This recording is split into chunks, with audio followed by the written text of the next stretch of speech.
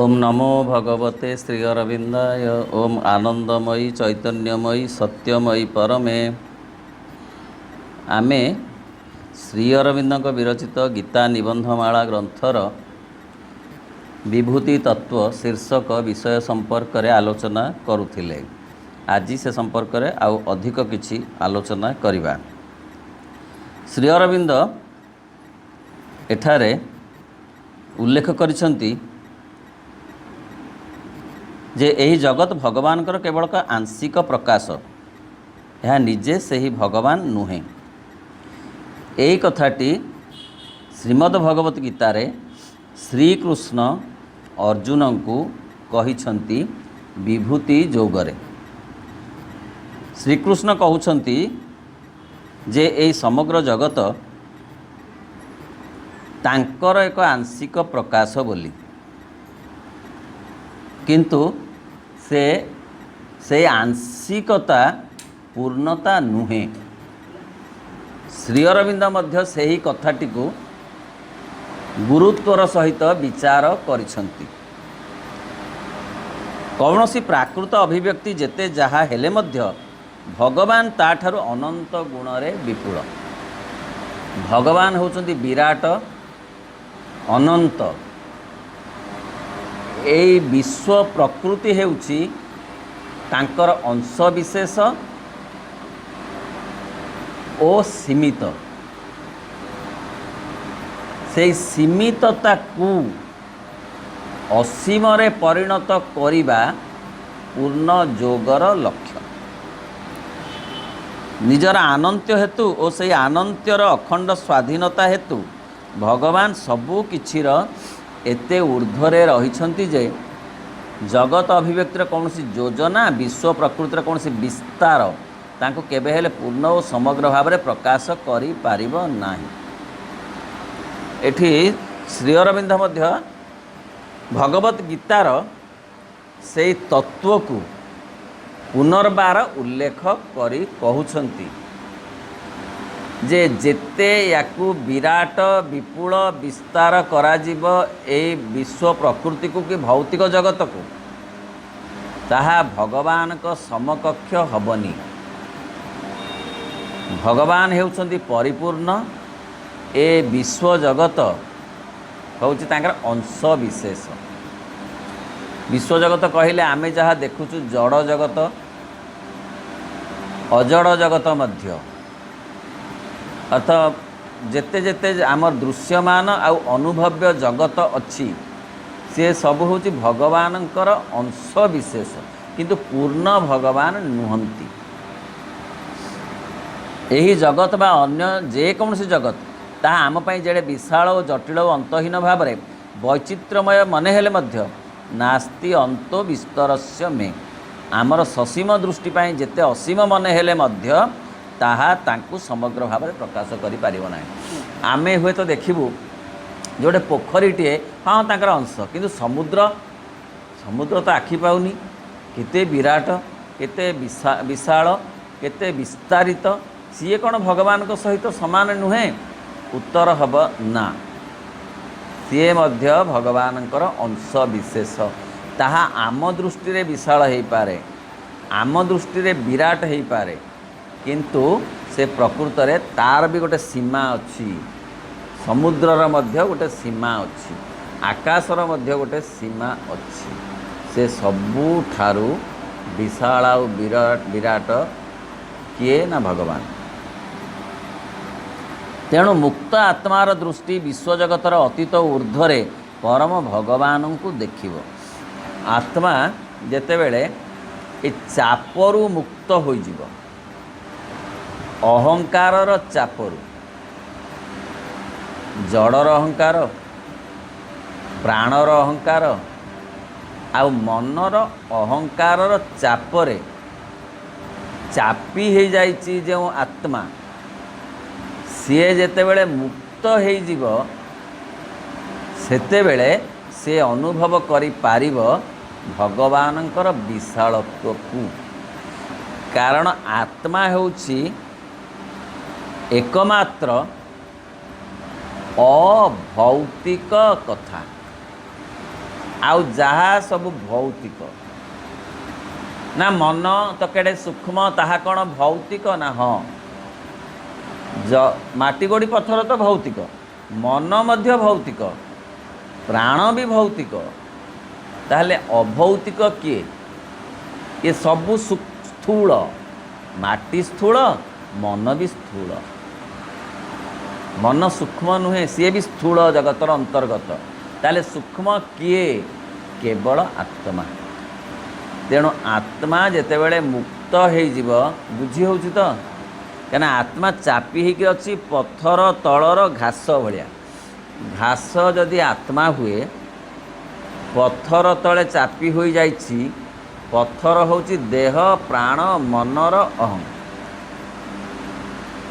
से अहं जेतेबेले माइनस हो देह प्राण मनर अहं सेतेबेले घास पत्थरटा आड़े हो गले घास जमी तार फुटिकी बाहर सेमती आत्मा सेमती फुटिकी बाहर सेतिके बेले आत्मा केवल परिपूर्ण भावरे अनुभव करि पारिबो भगवानंकु तेणु मुक्त आत्मार दृष्टि विश्वजगतर अतीत और ऊर्ध्वरे परम भगवान को देखिबो जगत को से देखिबो भगवान ठार आसीथिबा एक आकार बोली किंतु स्वयं भगवान समस्त आकारर अतीत सेतेबेले से जानी पारिबो जे ए होची भगवानकर गोटे गोटे आकार गोटे पहाड़ भगवानकर गोटे आकार बोली से जानी पारिबो किंतु संपूर्ण भावरे से भगवान नुहंती कि स्वयं भगवान समस्त आकारर अतीत भगवानकर कौन से आकार नहीं किंतु से आकार होइछंती ए जड़ जगत रे आकार विशिष्ट होइछंती से होइछंती गछ ताने गछ होइछि तांकर एक आकार मात्र से ए समस्त आकाररू अतीत शून्यरू स्थूलर सृष्टि किंतु स्थूल होउछि तांकर गोटे दिग से स्थूल ठारो आउरी बड़ तामाने जेते आकार अच्छी पृथ्वी रे मनुष्यर आकार प्राणीर आकार पहाड़र आकार समुद्रर आकार ए सबु आकाररू आहुरी सी अधिक तांका आकार नाही से निराकार निराकार होइछंती साकार निराकार साकार होई गोटे मनुष्य परिणत होइछंती गोटे भालुरे परिणत होइछंती गोटे गछरे परिणत होइछंती गोटे झिटिपिटिरे परिणत होइछंती ए सब साकार होइछंती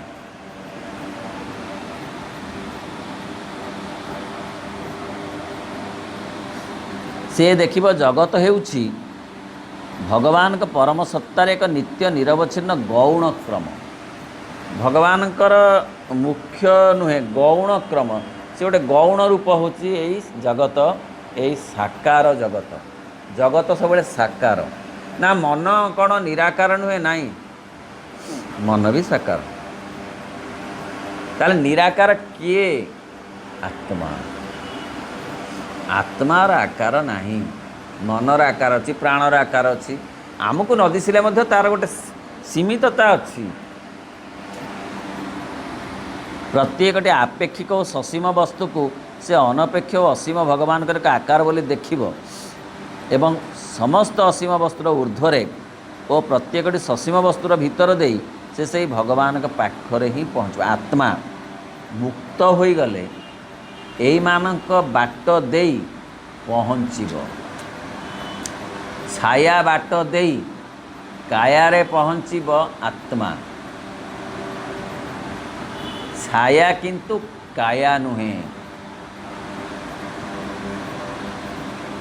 छाया हब बाट माध्यम कायारे पहुँचवा पाई आत्मा मुक्त हो गले चाप मुक्त हो गले अहंकार चापरू मुक्त हो गले से ए जड़ जगत बाट दे जड़ जगत भितरे पशी भगवान को उपलब्धि करि पारि अहंकार थिला पर्यंत आत्मा मुक्त होई पारिबो नाही आत्मा मुक्त नहेला पर्यंत ଛାୟା ବାଟରୁ ଯାଇ ଯାଇ କାୟାକୁ ଦେଖିପାରିବ ନାହିଁ।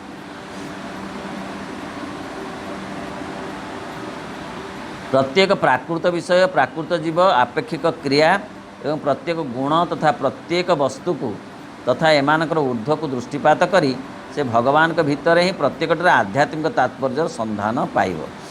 ସିଏ ସେତେବେଳେ ଆତ୍ମା ଭଗବାନଙ୍କର ଯଥାର୍ଥ ସନ୍ଧାନ ପାଇବ, ଭଗବାନଙ୍କୁ ଠିକ୍ ଭାବରେ ଅନୁଭବ କରିପାରିବ, ଭଗବାନଙ୍କୁ ଠିକ୍ ଭାବରେ ସିଏ ଦେଖିପାରିବ ଯେତେବେଳେ ସିଏ ମୁକ୍ତ ହୋଇଯିବ ଅହଂରୁ। ଆତ୍ମାର ଅହଂ ନାହିଁ, ସିଏ ଗୋଟେ ଚାପ ପଡ଼ିଯାଇଛି ତା ଉପରେ। ଦେହ ପ୍ରାଣ ମନର ଗୋଟେ ଚାପ, ସେଇ ଚାପଟା ମାଇନସ୍ ହେଇଗଲେ ଆତ୍ମା ଫୁଟିକିରି ବାହାରିବ। ସେଇ ଫୁଟିକିରି ବାହାରୁଥିବା ଆତ୍ମା ଏ ଜଡ଼ ଜଗତ ଭିତରେ ରହିଲେ ମଧ୍ୟ ଭଗବାନଙ୍କୁ ପୂର୍ଣ୍ଣ ଭାବରେ ଉପଲବ୍ଧି କରିପାରିବ। ଏସବୁ ଜିନିଷ ତାହାର ମନ ପାଇଁ କେବଳ ଏକ ବୁଦ୍ଧିଗତ ଧାରଣା ହେବ ନାହିଁ, ବା ଜଗତ ପ୍ରତି ଏହି ଧରଣର ମନୋଭାବ କେବଳ ଏକ ଚିନ୍ତାର ଢଙ୍ଗ ବା ଏକ ବ୍ୟାବହାରିକ ମତବାଦ ମାତ୍ର ହେବ ନାହିଁ। ଏଇ ଯେତେ ଯେତେ କଥା କୁହାଗଲା ଏସବୁ ବୁଦ୍ଧିଗତ କଥା ନୁହେଁ, ମନର କାରବାର ବୁଦ୍ଧି ସାଙ୍ଗରେ, ଆତ୍ମାର କାରବାର ବୁଦ୍ଧି ସାଙ୍ଗରେ ନାହିଁ। ତେଣୁ ବୁଦ୍ଧିର କଥା ଇଏ ନୁହେଁ, ଯେଉଁ ଚର୍ଚ୍ଚା ହେଉଛି ଇଏ ଆତ୍ମାର କଥା। ଏଥିରେ ବ୍ୟାବହାରିକ ମତବାଦ ଏଗୁଡ଼ା କୌଣସି ମତବାଦ ନୁହେଁ, କୌଣସି ବ୍ୟାବହାରିକ କଥା ନୁହେଁ, ଏହା ହେଉଛି ଅନୁଭବର କଥା। କାରଣ ତାର ଜ୍ଞାନ ଯଦି କେବଳ ଧାରଣାମୂଳକ ହୁଏ ତାହେଲେ ସେଇ ଜ୍ଞାନ ଏକ ଦାର୍ଶନିକ ମତବାଦ।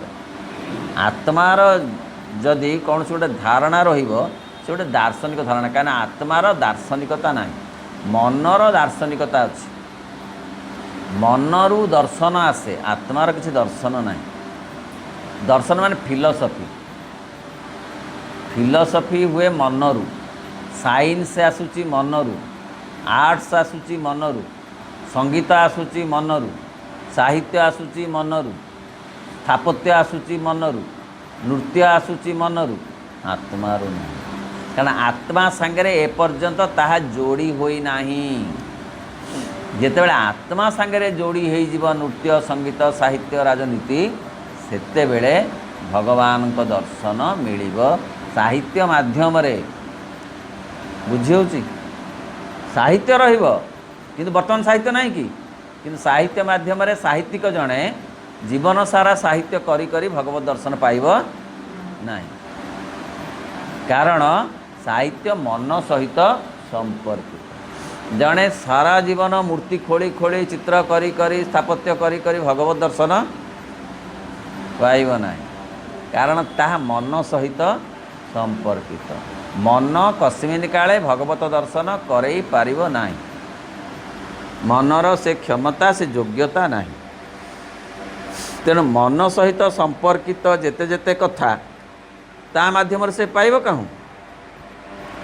ଆତ୍ମା ସାଙ୍ଗରେ ଯେତେବେଳେ ଯୋଡ଼ି ହେବ ସଙ୍ଗୀତ, ସାହିତ୍ୟ, ନୃତ୍ୟ, ସେତେବେଳେ ଆତ୍ମା ସେଇ ସଙ୍ଗୀତ ରହୁ, ସେତିକିବେଳେ ତାରି ବାଟ ଦେଇ ସେ ଭଗବାନଙ୍କ ଦର୍ଶନ ପାଇପାରିବ। କେଡ଼େ ସ୍ପଷ୍ଟ ଭାବରେ ଶ୍ରୀ ଅରବିନ୍ଦ ଉଲ୍ଲେଖ କରୁଛନ୍ତି।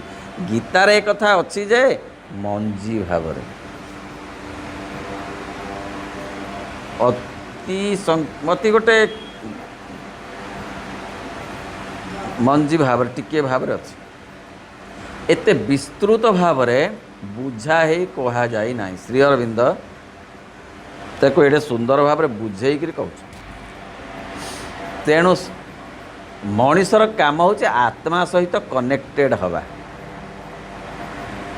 ନଟ୍ ଦ୍ୟାଟ୍ ସାହିତ୍ୟ, ସଙ୍ଗୀତ, ରାଜନୀତି, ଅର୍ଥନୀତି, ଶିଳ୍ପ, ବାଣିଜ୍ୟକୁ ଛାଡ଼ିକିରି ନୁହେଁ, ରଖିକରି ସବୁ କଥାକୁ ଆତ୍ମା ସହିତ ଯୁକ୍ତ ହେବା ଜୀବନର ଲକ୍ଷ୍ୟ।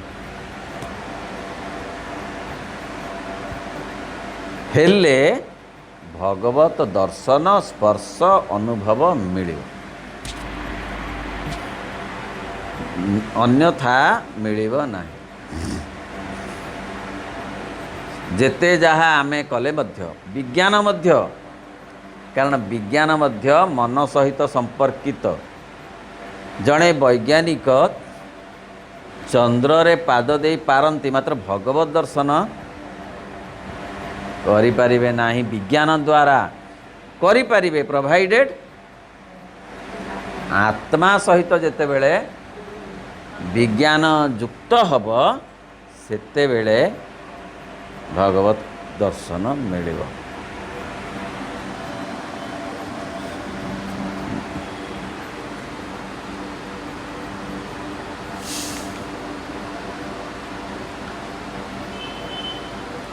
एक बुद्धिगत रचना मात्र, आउ जहाँ मनर जेते कथा ताहा एक आध्यात्मिक ज्ञान बा दृष्टि नुहे।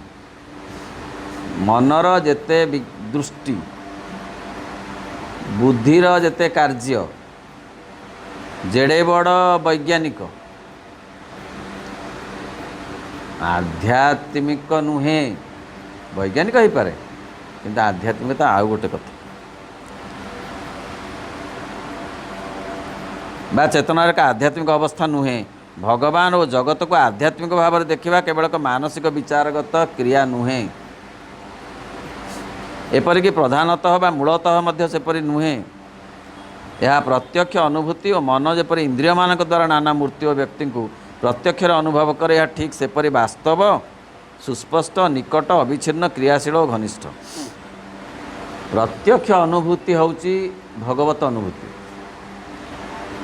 ताहा आत्मिक चेतना को गले मिलिबो, मानसिक चेतना रे रहिले मिलिबो नाही।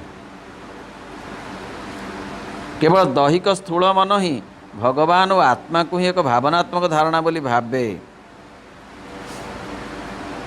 एवं शब्द, नाम, रूप, प्रतीक बा कल्पनार साहाय्य न नहीं भगवान को प्रत्यक्ष करी हेब नाही बा धारणा करी हेब नाही बोली भावे।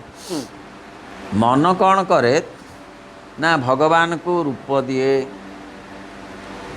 ये होचंदी शिव, ये ब्रह्मा, ये सरस्वती, सी लक्ष्मी, एमती रूप दिए। मन प्रतीक मध्य दिए, गोटे गोटे चिन्ह दिए, यही चिन्हटा ये प्रतीक, ओम ये प्रतीक, एमती स्वस्तिक ये प्रतीक, एमती गोटे प्रतीक देकी सी भगवान को विचार करे।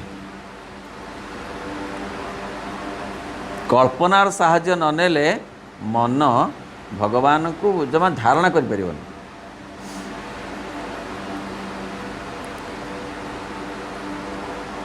आ से एक बोली भावे मन आ दृष्टि रे भगवान और आत्मा, आत्मा मन ठारू अलगा, आत्मा आ मन एका कथा नुहे।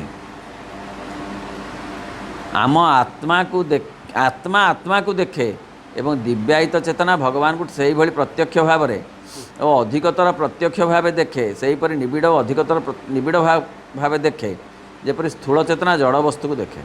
आत्मा आत्मा को देखे। तुम जो आत्मा सहित कनेक्टेड हम आ गोटे आत्मा को देखिपर, मन सहित जिते निबिड़ भाव में कनेक्टेड हेले मध्य आत्मा को देखिपर। निज आत्मा को देखिपर, अन्य आत्मा को भी देखिपर। वैज्ञानिक जड़े अन्यर आत्मा को देखिपर, निज आत्मा को भी नुहे, कि आत्मा को आविष्कार करदेव। वैज्ञानिक हो पछे मना नहीं, आत्मा को आविष्कार कले आउ जने आत्मा को से देखी पारिबो। केमी देखी पारिबो ना, जेमती जड़ वस्तु को देखुची स्थूल चेतना, जेमती चेयर को टेबुल को आखि देखुची, बा आखि तो देखुनी मन देखुची, मन जेमती देखुची भगवान को आत्मदर्शन हो गले भगवत दर्शन से परी हम। किपरि ए स्थूल जगत को देखला भलिया, जहाँ श्री रामकृष्ण कहते हाँ मुझे देखुच तो भगवान को एमती एमती, श्री अरविंद मध्य कहते भगवान तो एमती चेयर टेबुल एमती एमती देखुच। मन माध्यम रे नुहे, आत्मा माध्यम। यह भगवान को देखे, अनुभव करे, मनन करे और इंद्रिय गोचर करे। कारण आध्यात्मिक चेतना पे समस्त व्यक्त जगत आत्मार जगत बोली प्रतीयमान हुए। सेतेबेले ए जगत सारा आत्मार जगत बोलिकी प्रतीयमान हब। वासुदेवंक मध्यरे ବାସ କରିବା ଓ କର୍ମ କରିବା ମୟି ବର୍ତ୍ତତେ। ଗୀତା ଏହି ଅର୍ଥରେ ହିଁ କହିଛି। ଗୀତା ଯେଉଁ କଥାକୁ ଅତି ଚୁମ୍ବକରେ କହିଦେଇଛି, ଶ୍ରୀ ଅରବିନ୍ଦ ତାକୁ ସୁନ୍ଦର ଭାବରେ ବୁଝେଇ ଦେଉଛନ୍ତି। କହିଲେ ଗୀତାରେ ଅଛି ମୟି ବର୍ତ୍ତତେ, ମାନେ ମୋ ଭିତରେ ସବୁ ରହ, ମୋ ଭିତରକୁ ଆସ, ମୋ ଭିତରେ ରହ, ମୋ ଭିତରେ ବାସ କର। କାହା ଦ୍ୱାରା? ମନ ଦ୍ୱାରା ନୁହେଁ, ଆତ୍ମା ଦ୍ୱାରା ମୋ ଭିତରକୁ ଆସ, ମୋ ଭିତରେ ରହ। ଗୀତା ଏଇ କଥାଟି କହୁଛି। ଶ୍ରୀ ଅରବିନ୍ଦ ସେ କଥାଟିକୁ ବୁଝେଇକିରି କହୁଛନ୍ତି। ଆଧ୍ୟାତ୍ମିକ ଚେତନା ଭଗବାନଙ୍କ ସମ୍ବନ୍ଧରେ ସଚେତନ ହୁଏ ଏପରି ଘନିଷ୍ଠ ତାଦାତ୍ମ୍ୟ ଜ୍ଞାନ ଦ୍ୱାରା, ଯାହାକି ଯେକୌଣସି ମାନସିକ ପ୍ରତୀତି ବା ଇନ୍ଦ୍ରିୟାନୁଭୂତି ଅପେକ୍ଷା ଅନେକ ଅଧିକ ଭାବରେ ବାସ୍ତବ। ଯେତେବେଳେ ଆତ୍ମା ଭଗବତ ଦର୍ଶନ କରିବ, ସେତେବେଳେ ଭଗବାନଙ୍କୁ ଛୁଇଁ ହେବ, ଦେଖି ହେବ, ତାଙ୍କ ସ୍ୱର ଶୁଣି ହେବ। କେମିତି ନା ଆମ କାନ ଯେମିତି କୋଇଲିର ସ୍ୱର ଶୁଣୁଛି, ତାଠୁ ଆହୁରି ବାସ୍ତବ। ଆମ ହାତ ଯେମିତି ଗୋଟେ ବସ୍ତୁକୁ ଛୁଉଁଛି, ଭଗବାନଙ୍କୁ ସେମିତି ଆହୁରି ଅଧିକ ସ୍ପଷ୍ଟ ଭାବରେ ଛୁଇଁ ହେବ। ତାମାନେ ଏମିତି ଇନ୍ଦ୍ରିୟ ଗୋଚର ହେଇଯିବେ ଭଗବାନ।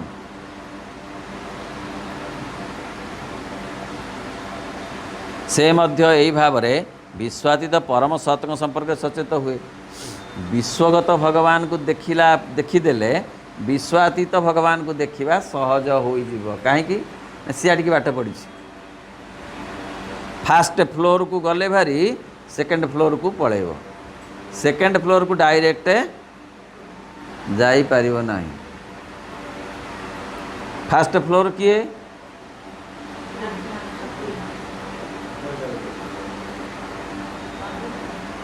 ନାଇଁ, ଫାଷ୍ଟ ଫ୍ଲୋର ହେଉଛି ବିଶ୍ୱମୟ ଜଗତ।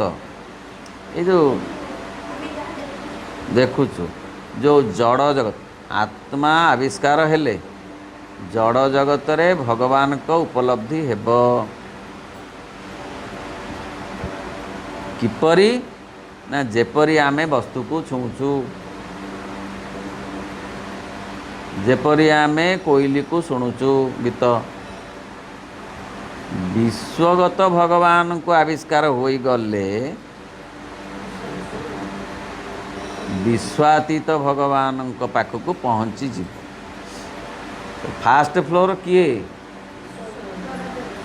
ଏ ଜଗତ। ସେକେଣ୍ଡ ଫ୍ଲୋର କିଏ? ବିଶ୍ୱାତୀତ ଜଗତ।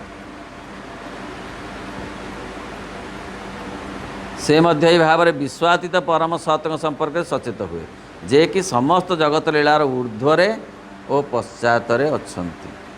ବିଶ୍ୱାତୀତ ଯେ ଏହି ସମସ୍ତଙ୍କୁ ସୃଷ୍ଟି କରିଛନ୍ତି। ବିଶ୍ୱାତୀତରୁ ବିଶ୍ୱଗତର ସୃଷ୍ଟି, ବିଶ୍ୱଗତରୁ ବ୍ୟକ୍ତିଗତର ସୃଷ୍ଟି। ତେଣୁ ବ୍ୟକ୍ତି ବିଶ୍ୱକୁ ଯିବ, ବିଶ୍ୱରୁ ବିଶ୍ୱାତୀତକୁ ଯିବ।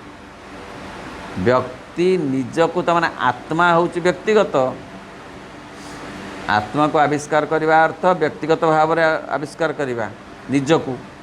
ତାପରେ ସିଏ ବିଶ୍ୱକୁ ଆବିଷ୍କାର, ବିଶ୍ୱରେ ଥିବା ଭଗବାନଙ୍କୁ ଆବିଷ୍କାର କରିବ। କିଏ? ବ୍ୟକ୍ତି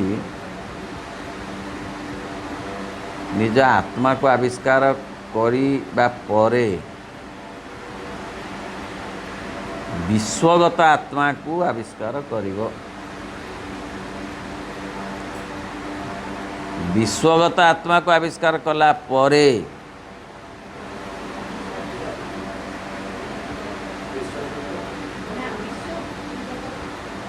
ବିଶ୍ୱଗତ ଆତ୍ମାକୁ ଆବିଷ୍କାର କଲା ପରେ ବିଶ୍ୱାତୀତ ଆତ୍ମାକୁ ସେ ଆବିଷ୍କାର କରିବ। ବିଶ୍ୱାତୀତ ଭଗବାନଙ୍କୁ ଆବିଷ୍କାର କରିବ। ବିଶ୍ୱାତୀତରୁ ବିଶ୍ୱଗତଙ୍କର ସୃଷ୍ଟି। ତେଣୁ ଏ ସୃଷ୍ଟି ମାଧ୍ୟମରେ ସେ ସ୍ରଷ୍ଟାଙ୍କ ଆଡ଼କୁ ଯିବ। ସିଏ ସମସ୍ତଙ୍କୁ ସୃଷ୍ଟି, କିନ୍ତୁ ଏହାକୁ ଅତିକ୍ରମ କରି ରହିଛନ୍ତି। କେତେ ସୁନ୍ଦର ସୁନ୍ଦର ବାକ୍ୟ, କିନ୍ତୁ ଅତିକ୍ରମ ଏଠି ବନ୍ଧା ପଡ଼ିନାହାନ୍ତି। ବିଶ୍ୱାତୀତ ଭଗବାନ ବିଶ୍ୱଗତ ଜଗତରେ बंधा पड़ी नाहंती किंतु से तार त्रुटि है से सृष्टि करछंती किंतु से बंधा पड़ी नाहंती यही हूँ आम से कल्पना करें बंधा पड़ी नाहंती किंतु से तांकरी से ता भितर अछंती किंतु मुक्त भाव अछंती बंधा पड़ी नाहंती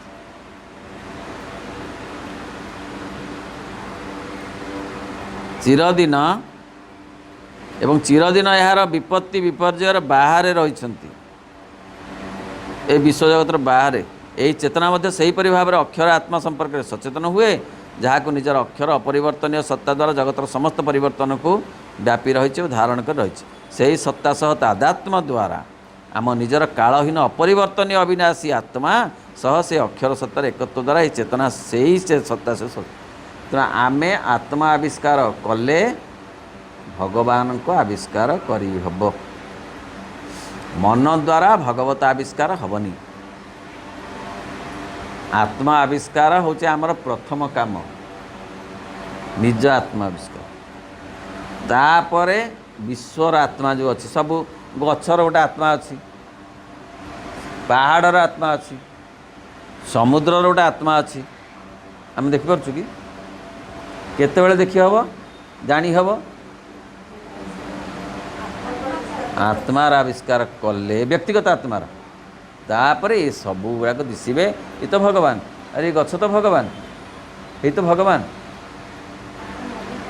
सबू भगवान हो जी तो भगवान पूरा दिशे जो भगवान बोली वर्तमान दृष्टि कौन गछ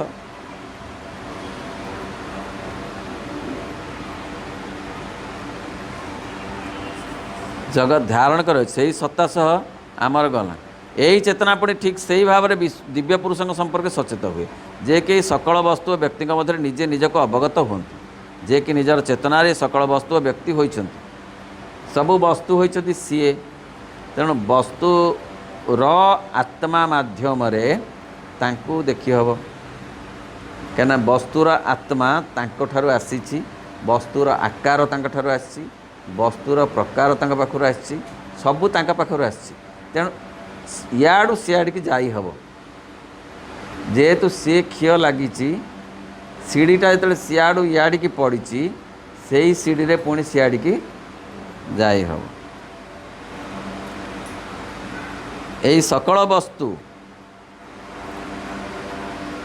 और व्यक्ति होती निजर अंतर्निहित संकल्प द्वारा से समस्त चिंता और रूप को गठन करती और से समस्त कर्म को परिचालना करती यही चेतना मध्य भगवान के संपर्क में घनिष्ठ भाव में सचेत हुए अखंड परम सत्ता रूपे आत्मा रूपे अध्यात्म सत्ता अंतरात्मा प्रकृति रूपे जानी एपरिक बाह्य प्रकृति संपर्क में सचेत हुए बाहर प्रकृति भितर भगवत दर्शन से जितेबले मनीष आत्मा को आविष्कार कर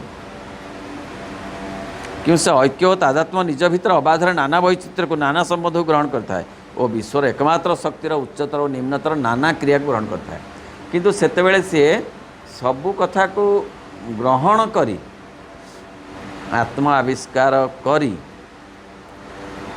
ता माध्यम रे विश्व आत्मा को बा विश्वगत भगवान को आविष्कार करी तापर से विश्वातीत भगवान को आविष्कार करने को बाहर कारण प्रकृति हूँ भगवान का नानाविध आत्मविभूतिर ही शक्ति प्रकृति को से छाड़बनी प्रकृति माने कौन ये जड़ जगत ये जड़ जगत को से छाड़बनी कि जड़ जगत रे बंधा पड़बनी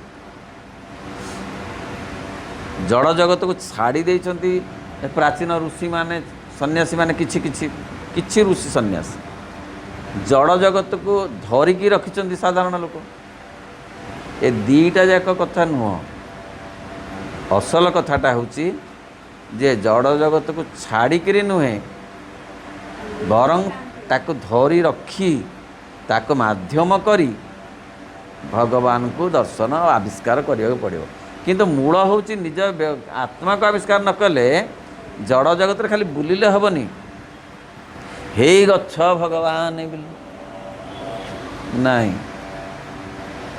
यही तो भगवान को आज पाइली बोले जाइकरी गछ को हाँ सी हेले भगवान बाहर कहे हाँ बापा ठीक रे ठीक जानिलु मु भगवान बोली बुझीगलु जाइथिलु तो पाठचक्र क्लास को बुझीक आसिलु तेणु भल कलु तेणु जमा सेया नुहे आत्मा आविष्कार हेले गच्छरे थिबा भगवान गच्छ ताकू देखे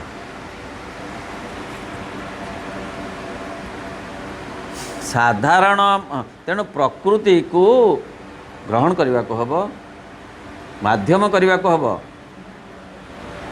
साधारण मानव मन अज्ञान वशर जगत रे प्रकृति को जो रूप से देखे बा अज्ञानर परिणाम वशतः यह रूप जहाँ होता है जगत सत्ता संबंध में अध्यात्म चेतना ताकू से रूप से देखिब नाही सुंदर भाव में बुझेदे हाँ ये सुंदर भाव में बुझे एत सुंदर भाव में बुझेबा मु तो कहीं कहा देखुनी गीतार तो ये बुझा है अच्छी मंजीटा अच्छी किंतु गछपत्र फूल फल है ये ग्रंथ ताकू सबू सुंदर भाव से कहले कौन ना जगत संबंध रे मनीष मनटा हूँ अज्ञान सीए जेते भगवान को रूप दौ जेते पूजा करू कौन प्रार्थना फूल दौ से संक्रांति उपवास जहाँ करू से भगवान को पूर्ण भाव में उपलब्धि करि नाही कारण मनर से कैपेसिटी नाही ताहले मन कौन वृथा वृथा नुहे मन बाट बतई दब प्रस्तुत करने को सहयोग करिब किंतु से निजे ताहा नुहे व्यक्ति को लगे पड़ो आ जोग कौन से तो ताल तो मन को मन हो जाता आ मनुष्य को कहीं कहुच्छे अभिप्सा प्रत्याख्यान समर्पण कहीं कह मन को हबन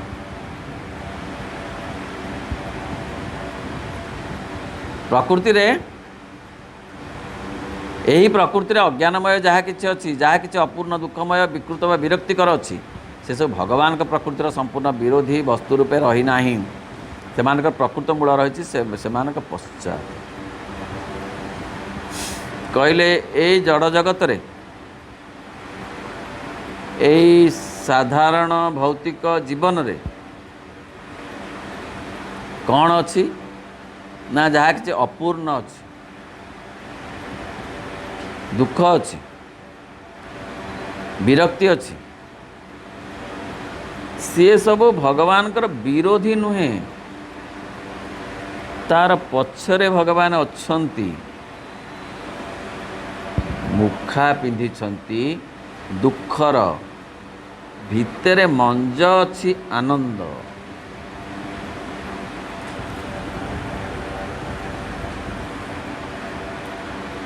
तार मंजटा भितरे तार जो मंजटा अच्छी ठीक ये बाहर गोटे फल्स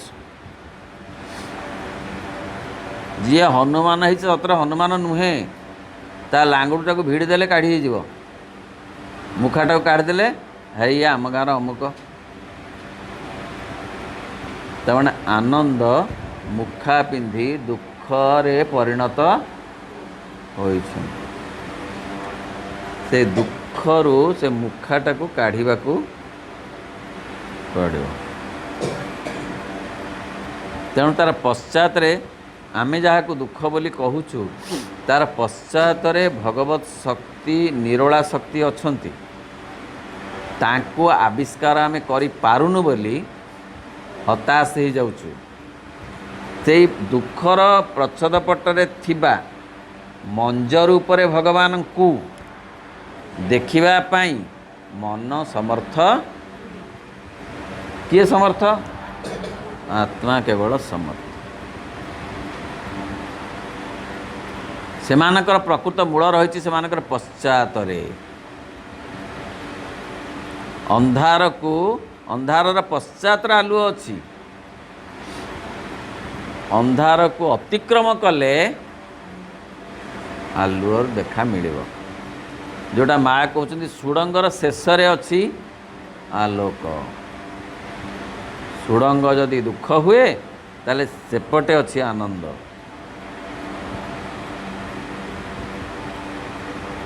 सेमानक पश्चात एपरिक अध्यात्म सत्तार शक्ति रही जो से निजर सत्य सत्ता और सार्थकता लाभ करिपारंती। केही एमती कहब ना पृथ्वी रे ताकू जदि प्रकृत रे जने बुझिब अनुभव कौन आम करिपारिबानी बुझिब ताको अमृत तुल्य लगे। कब हो जंत्रणा जंत्रणार पछपटे अच्छी आनंद। आनंद जंत्रणार मुखा पिंधिक आम आगू आसी आमे कहूचु जंत्रणा ही जंत्रणा नहीं जंत्रणा को अतिक्रम करिगले आनंदर दर्शन मिले। सह्य करिगले अतिक्रम करिगले भगवानंकर दान बोलिकी विचार करी ताकु ग्रहण करनेले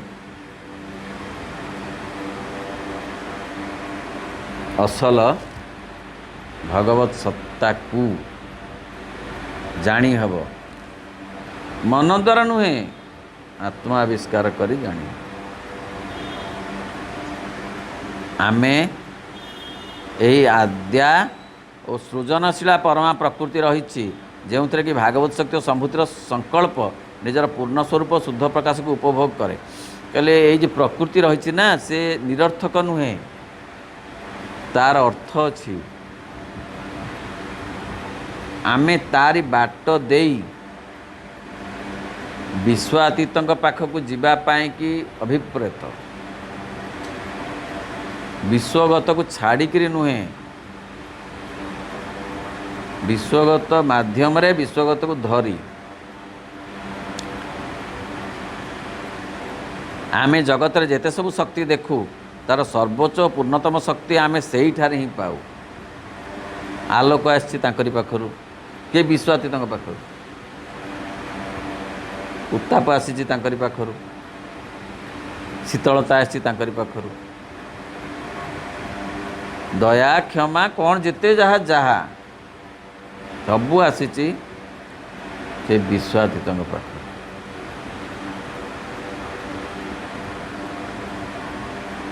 ताहा ही आम निकट निजक उपस्थापन करे भगवान का आदर्श प्रकृति रूप में जहाँकि पूर्ण ज्ञानर पूर्ण शक्ति और संकल्पर पूर्ण प्रेम और आनंदर एक प्रकृति।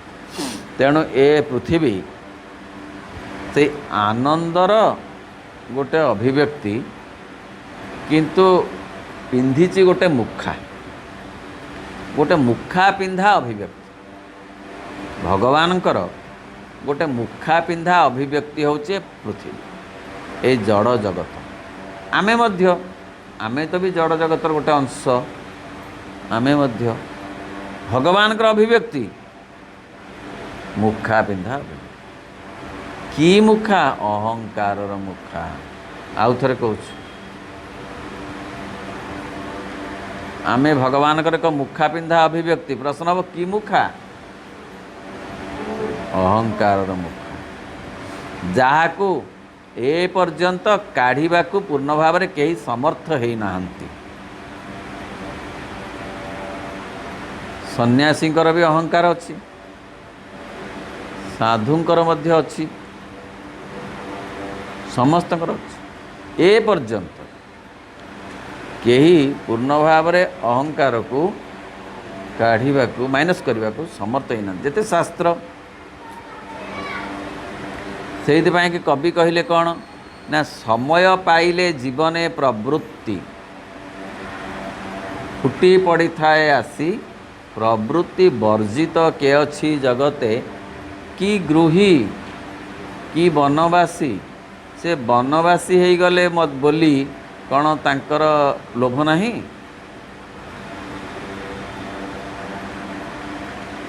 तांकर कौन तांक भितर ईर्षा नहीं। गोटे सन्यासी जदि प्रमोशन पाईगला आ गोटे सन्यासी कौन किड़किड़ी होनी भितर एका दिन के जॉइन होता एका दिन के जॉइन होता सी केमिति पाईगले ए क्लास मु रहीगली आर वर्ष को परीक्षा देवी पुणी होनी कौटू आस कथा अहम आ गृही कथा तो छाड़ ताकू न कहवा भल सेटा कही लाभ कौन कि गृही कि वनवासी समय पाउनी बोली सुविधा पाउनी बोली साधु परी जना पड़ुची किछि नहेले भी केतुटा मुंडिया कि आज पाइला सी आज को आज बेसी लोक मुंडिया मारिले कहीं सी हो जाइछन्ति बड़ दायित्व नहीं आश्रम आमे तो हेलु छोट आमको अल्प प्रणाम मिलला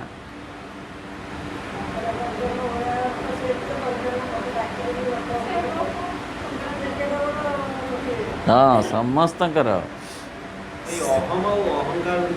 अच्छी तफात जे अहंग हूँ युड़ाक अहंकार हूँ आउ गोटे कथा जोटा कि केते इंद्रिय भितर मन बुद्धि चित्त अहंकार से आउ गोटे स्तर कथा मन तापर बुद्धि तापर चित्त तापर अहंकार अहंकारटा अहंग अपेक्षा टिके कम व्यवस्था माने जहाँ कहती स्वतंत्रता अहंकार हूँ गोटे स्वतंत्रता किंतु अहंग हूँ जो मु बोले मु जो अज्ञानता अहंटा हूँ अज्ञानता अहंकारटा हूँ गोटे स्वतंत्रता मोटे स्वतंत्र दिगरे अच्छे तेणु ता भितर पार्थक्य अच्छे ए अहंग कथाटा पड़ी से अहंगटा परिपूर्ण भाव में कमी गले कटि गले असल आत्मा आविष्कार हो पार तेणु पूर्ण शक्ति पूर्ण सकल प्रेरण ताहार गुण और शक्तिर अनंत रूप प्रकाश अनंत गुण अगणन शक्ति समस्त सेठारे आश्चर्य भाव वैचित्र्यमय से सबू ही से पूर्ण ज्ञान पूर्ण शक्ति पूर्ण स्वतस्फूर्त अबाध सामंजस्यपूर्ण स्वच्छंद आत्मरूपायण ए सबू दिशब सुंदर प्रकृत अर्थ सबू दिश लगे मधुर प्रकृत अर्थ सेतेबेले जेतेबेले आमे निजको आविष्कार करि परिबा सेठारे सबु किछि हेउछि समस्त आनंदर एक बहुमुखी अव्याहत ऐक्य से आदर्श भगवत प्रकृतिर प्रत्येकटी शक्ति प्रत्येकटी गुण हेउछि शुद्ध पूर्ण आत्मस्थ निज क्रियार सामंजस्यपूर्ण तेणु सबु भितरे शुद्धता पूर्णता पवित्रता अनुभव हब सेतेबेले जेतेबेले विश्व आत्मा को आमे आविष्कार करि परिबा सेठारे केही मध्य निजर स्वतंत्र सीमाबद्ध आत्मचरितार्थता पई चेष्टा करंती ना जेतेबेले आत्मा आविष्कार हो जिवो आउ ईर्षा क्रोध ए लोभ रहिबनी सेठारे समस्त धर्म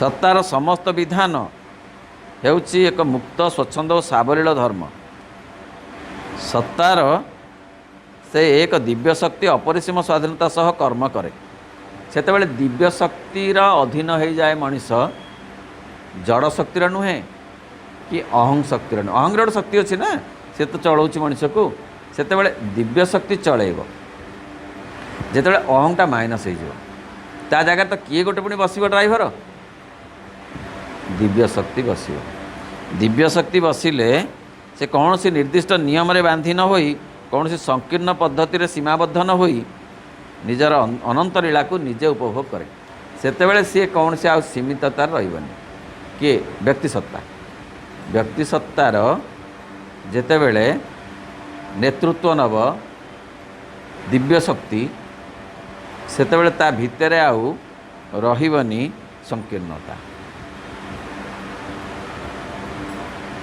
सीमाबद्धता सी अनंत लीला को उपभोग करि पारिबो से विश्व प्रकृति भितरे अनंतंकर क्रिया को स्वरूप को स्वभाव को अनुभव करि पारिबो एवं निजर नित्य सिद्ध आत्मा अभिव्यक्तिर सत्य केवे भी इतस्तत हुए नाही ये हूँ आमर लक्ष्य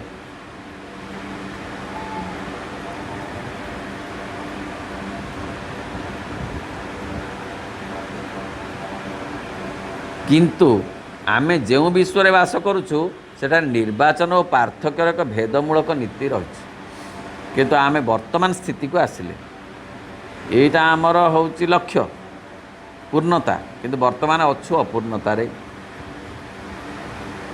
ଶୁଦ୍ଧତା ଆମର ଲକ୍ଷ୍ୟ, ଅଛୁ ଆମେ ଅଶୁଦ୍ଧତାରେ।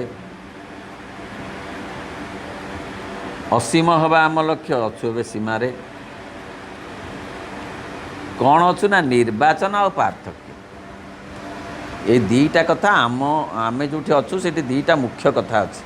ନିର୍ବାଚନ, ଯିଏ ସେ ଜାଗାକୁ ଚାଲିଯିବା ଆତ୍ମା ଆବିଷ୍କାର କଲେ ତାର ନିର୍ବାଚନ ଦରକାର ପଡ଼େ। ସେ ସବୁ ଭିତରେ ଠିକ୍ଟାକୁ ବୁଝି ଦେଖିପାରିବ। ଆମେ କ'ଣ କରୁଛୁ, 5ଟା ଭିତରୁ ଏଇଟା ନିର୍ବାଚନ। 5ଟା ଜିନିଷ ଦେଖିଲୁ, ନାଇଁ ଏଇ ଗୋଟିକ ଆମେ ନେବାର। ସେ ଯାହା ବି ହଉ, ଯେଉଁ ବସ୍ତୁ ହଉ, 5ଟା ଚେୟାର ଦେଖିଲୁ, ସେଥିରୁ ଗୋଟିଏ ଚେୟାର ଆମେ ବାଛୁଛୁ, ନାଇଁ ଏଇଟା। କିନ୍ତୁ ସେତେବେଳେ ଆଉ ସେମିତି କଥା କିଛି ରହିବ ନାହିଁ।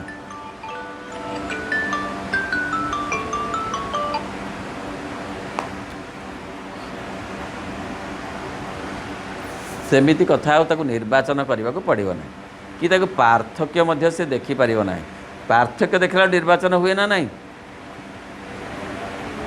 ଯେଉଁଠି ପାର୍ଥକ୍ୟ ନାହିଁ ସେ ନିର୍ବାଚନ ହେବ। ଗୋଟେ ଉଦାହରଣ, ଯେକୌଣସି ଜିନିଷ, ଏ ଶାଢ଼ୀଟା ଦେଖିଲା ବେଳକୁ ନାଇଁ ଏଇଟା ହେଉନି, ଏଇଟା ବାଗ ହେଉନି, କି ଯାହା ହେଉ ମଧ୍ୟ, ସେ ଅଳଙ୍କାର ହେଉ କି ଶାଢ଼ୀ ହେଉ କି ଗୋଟେ ଚେୟାର ହେଉ କି ଟେବୁଲ୍ ହେଉ, ତାହେଲେ ପାର୍ଥକ୍ୟ ଅଛି ନା। ନାଇଁ ଏଇଟା ହେବନି, କାହିଁକିନା ଏ ଚେୟାରଟା କ'ଣ ଏମିତି ହେଇଯାଉଛି, ପଛକୁ କ'ଣ ଲେଉଟି ପଡ଼ୁଛି, ନା ଏଇଟାକୁ ନେବାନି। ଯଦି ସବୁ ସମାନ ହେଇଥିବ ଆଉ ନିର୍ବାଚନ କ'ଣ କରିବ?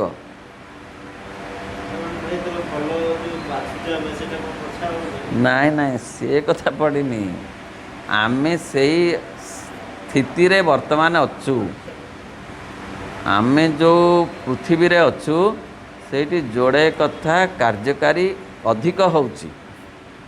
କ'ଣ ସେ ଦୁଇଟା କଥା? ହଁ, ଗୋଟେ ନିର୍ବାଚନ, ଗୋଟେ ପ୍ରଭେଦ ଥିବାରୁ ନିର୍ବାଚନ ହେଉଛି। 5ଟା କଥା ଦେଖିକିରି ଏଇ ଗୋଟିକୁ ମୁଦି, ଏଇ ଗୋଟିକ ମୁଦି 5ଟା ଜାଗା ଦେଖିଲୁ, ତାପରେ ସବୁ ଜାଗାରେ କ'ଣ ମୁଦି ପିନ୍ଧେଇ ଦେଉଛନ୍ତି? ମୁଦି ପିନ୍ଧ ବୁଝିପାରୁଛନ୍ତି?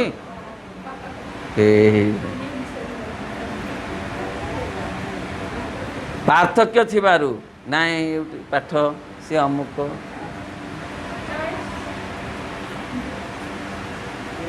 ଯେତେବେଳେ ଯାଉଛନ୍ତି ଶାଢ଼ୀ କିଣିବାକୁ, କ'ଣ ସବୁଯାକ ଶାଢ଼ୀ ବରାବର ଘିନି ଆସୁଛନ୍ତି? ସବୁ ବାଛିକିରି ନିର୍ବାଚନ ହେଉଛି କାହିଁକି ନା ପାର୍ଥକ୍ୟ ନାଇଁ। କୁମ୍ଭଟା ଦେଢ଼େଇକିରି ପଡ଼ିଛି ଧଡ଼ିରେ, ପୁଣି ସିଏ କାହାକୁ ଭଲ ଲାଗୁଛି? କୁମ୍ଭଟା କ'ଣ ଓଲଟା ହେଇଛି। ଏ ମାଛର କ'ଣ ଲାଙ୍ଗୁଡ଼ ନାହିଁ? ଏ ମାଛର କ'ଣ ଲାଙ୍ଗୁଡ଼ କେଉଁଠି ଆସିବ? ନାଇଁ ଛୋଟିଆ ଲାଙ୍ଗୁଡ଼। ଶାଢ଼ୀରେ ମାଛ ଚିହ୍ନ ଅଛି, କିନ୍ତୁ ଲାଙ୍ଗୁଡ଼ଟା ଛୋଟ। ନା, ଇଏ ହେବନି। ତାହେଲେ ପାର୍ଥକ୍ୟ ଅଛି ବୋଲି ନିର୍ବାଚନ ହେଉଛି। ଆମେ ସେଇ ସ୍ତରରେ ଅଛେ। ଓମ୍ ନମୋ ଭଗବତେ ଶ୍ରୀ ଅରବିନ୍ଦାୟ। ଓମ୍ ଆନନ୍ଦମୟୀ ଚୈତନ୍ୟମୟୀ ସତ୍ୟମୟୀ ପରମେ।